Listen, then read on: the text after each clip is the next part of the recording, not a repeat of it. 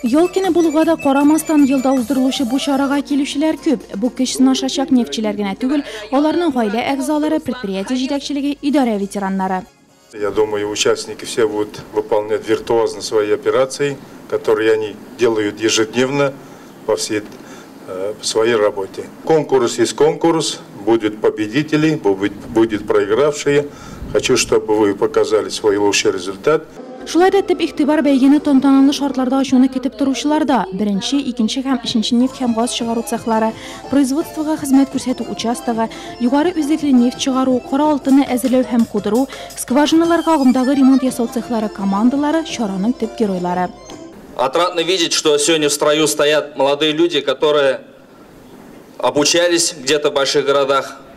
Кто-то после службы вооруженных сил не уехал куда-то. И кто обучался, приехал на родную землю и связал будущее свое с родной землей, с предприятием, якорным предприятием района.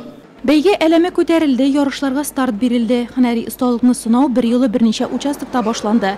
Скважиналарга агымдагы ремонт ясаучылар идарәнең иң авыр, ләкин иң мактаулы цехы нефтчеләре. Быелгы бәйгедә катнашу өчен 12 команда арасында сайлап алу үткәрелгән.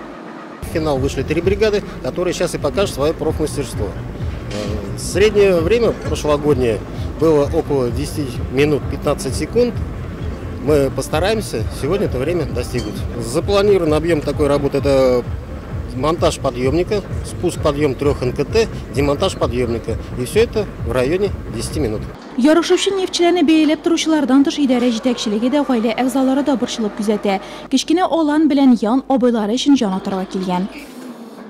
Болеем за Глюлина, Алмаза, за брата.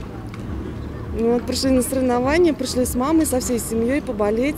Надеемся на то, что он выиграет, получит медаль. Вот, медаль обещал отдать своему племяннику. Нефть һәм газ чыгару цехлары бригадалары ярышу урынында да хисләрнең кызган чагы. Укыту курс комбинаты мәйданчыгында узган елның җиңүчеләре дә бар. Кайчандыр шушы егетләр кебек үзе дә ярышкан Рәсим Бакиров бүген мастер дәрәҗәсендә. Мен үзем элекке туры шулай участвовать итәдем, алмаз кебек сальник алмаштыра идем. Безнең состав быел яңа алмашынды, мен үзем генә калдым. Хәзер капитан буларак участвовать итәм. Егетләр өчен бик шат, то что алар постарались, не подвели, я их не подвел. Тамашачылар һәм идарә җитәкчелеге әле бер, әле икенче участокка ашыкты. Ярышлар бер юлы башлангач, һәр цехның чыгышын күзәтеп каласы килә аларның. Әйтик, эритеп ябыштыручыларның 8 командасы производствога хезмәт күрсәтү участогында һөнәри осталыгын барлый. Моннан тыш һәр команда теоретик белемнәрендә сыный. Моның өчен укыту курс комбинаты бинасында махсус бүлмә әзерләнгән.